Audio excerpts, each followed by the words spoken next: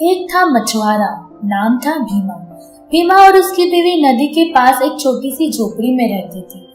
भीमा अपनी मछली पकड़ने के लिए रोज सुबह निकल जाता और शाम तक जो कुछ हाथ आता उसको बाजार में बेच आता।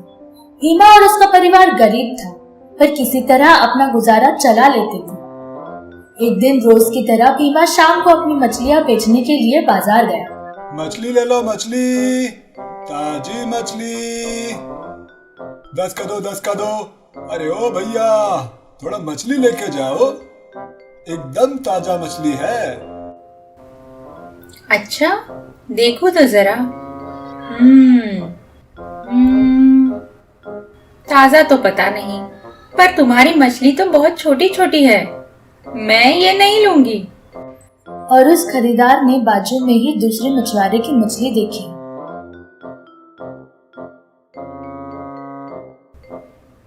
ये बात, ये होती है मछली, बड़ी और शानदार। कैसी दी भैया?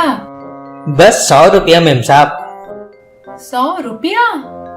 बहुत महंगी है। आखिरी मछली है, आपके नाम की रखी थी, बस सब बिक गई। इतनी बड़ी मछली इतने में कहीं नहीं मिलेगी।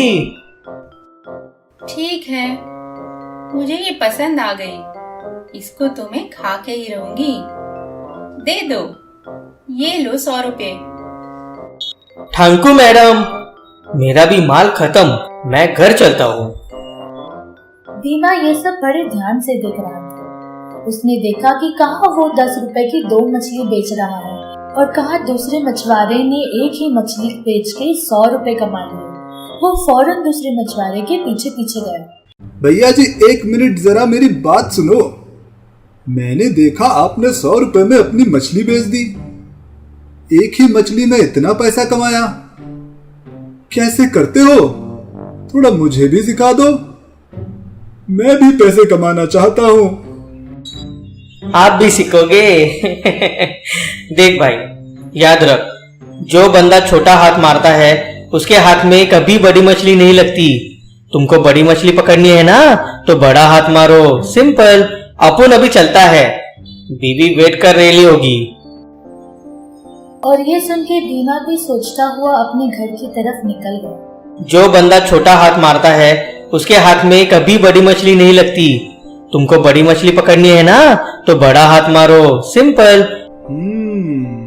मैं भी अब स्मार्ट बनूंगा, सिर्फ बड़ा हाथ मारूंगा। अब अगले दिन सुबह ही भीमा नदी में जाल डाल के बैठ गया। कुछ देर बाद जाल में हलचल हुई। उसने निकल के देखा तो उसमें कई छोटी मछलियां थी। अरे इतनी सारी मछली, पर ये तो सब छोटी है। मुझे तो बड़ी मछली चाहिए। पर ये हाथ आ गई हैं, तो इनको भी रख लेता हूँ। भीमा मछलियां रखने ही वाला होता है, तभी उसको दूसरे मछुआरे की बात याद आती है। जो बंदा छोटा हाथ मारता है उसके हाथ में कभी बड़ी मछली नहीं लगती।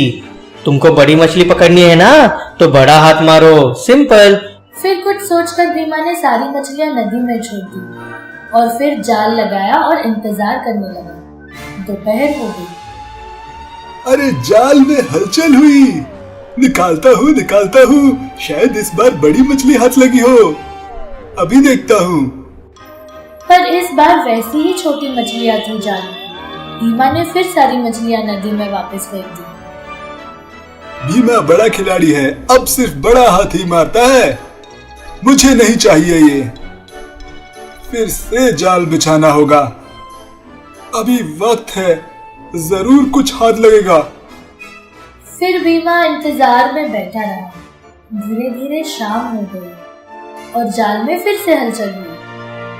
हिला, जल्दी निकाल भीमे, बड़ी मछली पकड़ेगा आज तू, 100 रुपया कमाएगा।